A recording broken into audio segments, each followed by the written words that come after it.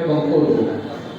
আপনারা 5 বছর 10 বছর পর্যন্ত থাকেন, কাজী সাহেব যে 5 বছর পর্যন্ত থাকেন, আপনারা না থাকলেও আপনাদেরকে আমরা স্মরণ করতে থাকা, আপনারা অমর হয়ে থাকেন।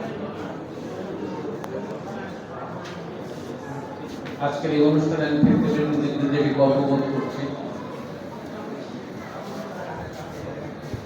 আপনারা আজকের অনুষ্ঠান তো আনুষ্ঠানিকতা না, একটি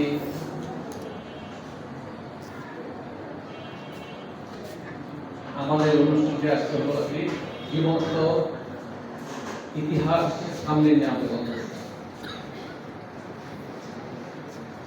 আপনারা এই ভূখণ্ড শুধু এই ভূখণ্ডের জন্য যুদ্ধ করেন, আপনারা যুদ্ধ করেছেন একটি সাম্য, একটি মানবিক বাংলাদেশের জন্য, একটি গণতান্ত্রিক বাংলাদেশের জন্য, একটি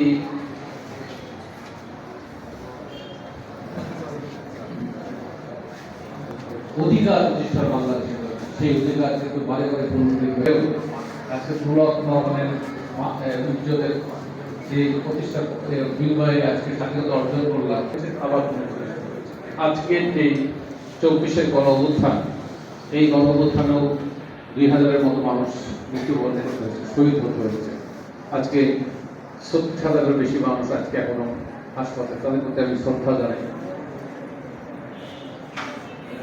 আপনার 71 যারা স্বাধীনতা যোদ্ধা, তাদেরকে বাদ দিয়ে কোন ইতিহাস রচনা হওয়ার সুযোগ নেই।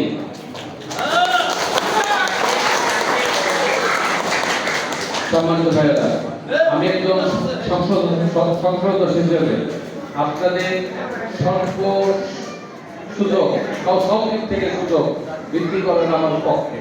আপনার চিকিৎসা ভাতা বলেন, আপনাদের চিকিৎসার সুযোগ বলেন, আপনাদের ভাতা বৃদ্ধির সুযোগ বলেন, বিভিন্ন ক্ষেত্রে আমার সমাজের সকল ক্ষেত্রে আপনাদের সম্মান দিয়ে আমরা সম্মান করতে চাই।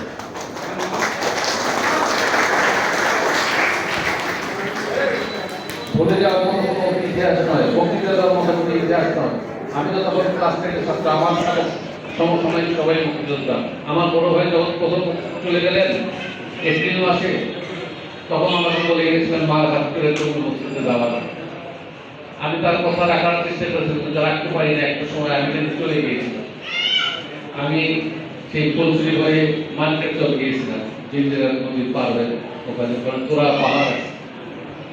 তো সেইখানে আমি 4 মাস ছিলাম। ওটা তো আপনার আসার মধ্যে, সেইখানে থেকে আসার পরে আমাকে এমপি হওয়ার পরে সবাই কিন্তু এই মুক্তিযুদ্ধে বলেছে, সারিকান্দি সবাই। আমি কিন্তু বলেছি না, আমি মুক্তিযোদ্ধা ট্রেনিং নেই, মিথ্যা কথা জীবনে বলিনি, মিথ্যা কোনো স্বীকৃতি দেওয়ার চেষ্টা করিনি। তাছাড়া অনেকই